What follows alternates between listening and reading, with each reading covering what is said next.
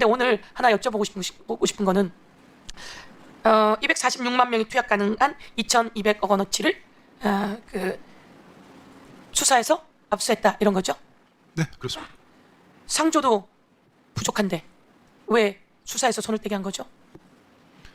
이게 지금 정권 핵심부로 가는 수사 초기 단계였거든요. 그러니까 수사 초기 단계에서 마약 게이트 수사 초기 단계에서 제가 외압을 당했고 모든 권력기관 대통령실 합세해서 저를 비박하고 그다음 고발사주 얘기 손준성 검사 고발사주 했지만 저도 고발사주 당해서 모해 무고로 감찰 조사받고 그걸 근거로 해서 수사권 박탈당해서 쫓겨났지만 제가 수사 초기 단계에서 쫓겨났기 때문에 저를 제 자리로 수사 초기 단계 그 자리로 돌려달라 이렇게 국민의 대표이신 국회의원 여러분께 간청을 드립니다. 예. 246만 명이 투약 가능한 2,200억 원어치를 압수했다는 것은 246만 명을 구했다는 소리입니다. 고맙습니다. 246만 명을 구했고 거기에서 용산이 개입하지 않았다면 훨씬 더 많은 마약을 압수했고 훨씬 더 많은 사람들을 구했고 그리고 그 조직이 용산으로 가는 길목까지 찾아서 그 조직을 뿌리 뽑을 수 있었다. 저는 이렇게 생각하는데 다시 돌아간다면 그 조직의 뿌리를 뽑아낼 수 있습니까? 당연한 말씀입니다. 이 마약 수사야말로 공익을 실현하고 인권을 보호하는 바로 그 지점입니다. 국민의 생명과 건강이 이 마약에 달려 있는 것입니다. 안보도 달려 있습니다. 나라가 달려 있습니다. 아주 어렵고 힘든 일을 했는데요.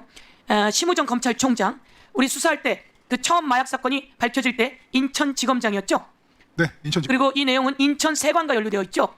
네, 그렇습니다. 제가 행안위원장도 했고 기재위도 했기 때문에 인천세관의 검색대도 전부 다 체크했습니다.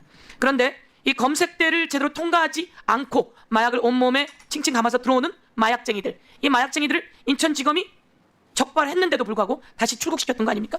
그렇습니다. 4명이 들어왔는데 1명을 검거했고요. 3명이 달아난 사실을 확인하고 인천지검에서 강력부에서 추적 수사를 하다가 어느 순간 멈춰버렸죠. 그게 세관 직원들이 말레이시아 조직원들을 빼냈다고 확인되는 그 순간이었습니다. 그렇습니다. 세관 조직원과 말레이시아 조직원들이 어떻게 연결되어 있는지, 말레이시아의 또 공항에 한국으로 들어오려던 100kg이 또 남아 있었습니까?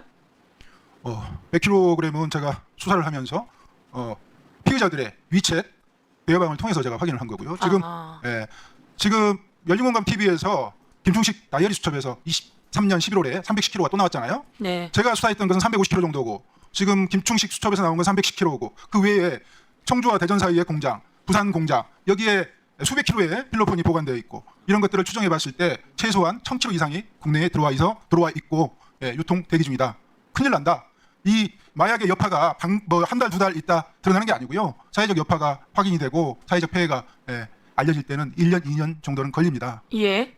심우정이 인천지검장으로 있으면서 인천 마약 수사에 수사가 가다가 중단되었다. 심우정에 대한 수사가 필요하겠네요. 당연합니다. 심우정은 마약 게이트를 덮은 주범입니다. 마약 게이트를 덮은 주범 심우정. 인천세관 연루 사실이 드러나자마자 언론에 보도되자마자 한동훈과 이원석이 남부지검 특수부 형사 6부를 폭파해 버렸다. 이 내용은 무슨 내용입니까? 방금 한 심우정 관련 얘기는 제가 백혜령 수사팀이 수사하기 전에 6개월 전 얘기입니다. 이건 제가 처음에는 몰랐죠. 백혜령 수사팀이 수사를 했던 것은 청주와 대전 사이의 공장에서 75kg가 올라왔고 그걸 수사하다가 나무도마 수사까지 겸해서 했는데 그때 유통된 양이 130kg 좀 넘었거든요. 근데 축소해서 얘기를 한 거죠. 국민들이 너무 놀랄까 봐 이런 일이 대한민국 국내에 있었던 적이 없어서 너무 놀랄까 봐 축소해서 브리핑을 한 것이죠. 근데 그게 제가 심우정의 사건을 검찰이 인천공항으로 들어온 사건을 덮었다는 사실을 두 번 제가 확인을 하고 그걸 드러내려는 그 순간에 한동훈과 이원석이 백혜령 수사팀을 도와줬던 남부지검 특수부를 폭파시켜버리고 영장을 막아서게 된 겁니다. 이게 영장 청구권을 남용한 대표적인 사례입니다. 예. 사람 몸에 칭칭 감고도 들어오고 도마를 파서 도마 안에 마약을 넣어서도 들어오고 도마 안에 마약을 넣었는데 어떻게 물품 검색에서 체크가 안 될 수 있죠? 항공화물은 100% 엑스레이 검색대를 통과한다고 생각하시면 되는데요. 나무도마는 동네 마트 가면 4,000원 주면 삽니다. 근데 항공화물 운송료가 1kg에 4만 원에 육박합니다. 그러니까 4,000원짜리를 4만 원 주고 말레이시아에서 수입을 하는 거죠. 그 가운데에 접착제가 붙어 있으면 아주 보기 흉하죠. 그 검색대에 100% 통과되니 100% 발견되는 것이고요. 100% 발견되는에도 불구하고 발견하지 못한 그게 문제인 거지 그때 않습니까? 세관 그 직원들이 너무 피곤해서 잠을 잤다고 그래도 전자통관 시스템이 반드시 발견해서 경고 문구를 띄워줍니다. 검사하라고. 맞습니다. 그리고 마약견이라는 존재가 있습니다. 마약견은 그 세관 직원들은 함께 구성원입니다. 함께 3교대 하고요. 연봉은 저보다 많습니다. 마약견을 빼버렸죠. 마약견도 빼고 공항을 열어줬다고 제가 말씀을. 공항을 열어준 겁니다. 국민 여러분, 마약이 도마를 통해서 들어오면 검색이 안 됩니까? 그거를 열어주고 마약견을 빼주고 그래서 마약이 들어오게 열어준 세관은 누가 뒤를 봐준 겁니까?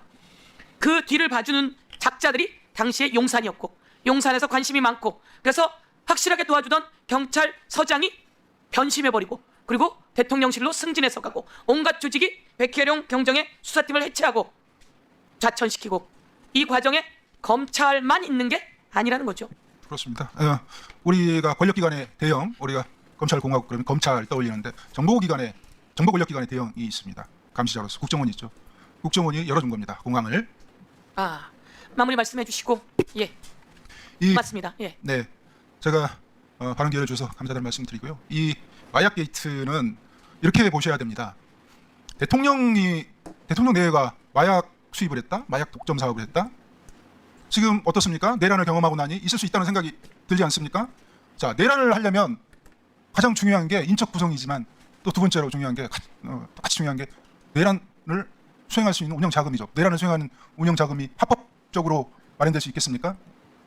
그 대한민국에는 5만 원권이 지하에 엄청나게 숨어 있습니다. 그 5만 원권을 모을 수 있는 게 바로 대한민국에서는 필로폰입니다. 이 사실은 특수부 검사들, 강력부 검사들 거기서 나와서 변호 활동하는 마약 사건의 변호 활동하는 변호인들은 누구나 상식적으로 알고 있는 내용입니다. 일본은 야쿠자들이 금을 좋아합니다. 그래서 금을 운영 자금으로 금을 모으고요. 한국은 이 5만 원권을 지하에 경제에 있는 5만 원권을 필로폰으로 모읍니다. 최고 권력자가 5조 원을 국세에서 빼는 것은 쉽습니다. 그러나 그것의 10분의 1을 5천억을 현금으로 만드는 것은 불가능합니다. 그러나 그걸 가능하게 하는 게 있습니다. 그게 마약입니다. 저는 이 마약 게이트에서 내란의 운영 준비 자금으로 이 마약 독점 사업을 했다고 확신하고 있는 사람이고요. 게다가 나아가서 만약에 국민의힘에서 4.10 총선에서 어느 정도 의석수만 확보했다면 이 마약으로도 1차 계엄이 가능했을 거라고 저는 그렇게 판단하고 있습니다. 그게 우리가 보았던 윤석열, 김건희 공동정부의 민낯이었습니다. 네, 자리로 돌아가십시오.